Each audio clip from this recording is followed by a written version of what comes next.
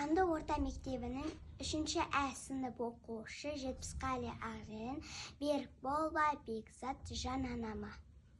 Нұрын шашқан күнім соңғы жан анам, бар шуағын баласына арнаған.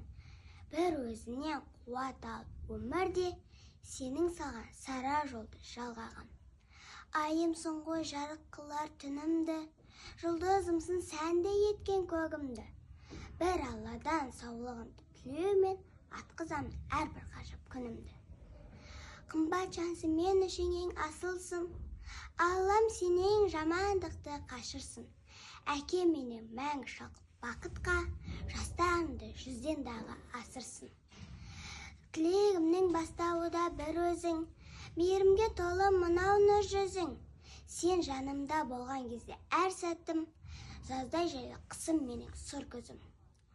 Бақытымсың жаным анам, жан анам, мен өзіңді періштеге балаған. Ауырмашы, қартаймашы еш қашан, мақсатыңа жетші әркез қалаған. Өзің соңғай өмірімнің тірегі, аман жүрсе маған солға керегі. Бақытты бол, ауырма деп тілейді сәбиінің жұдырықты жүрегі.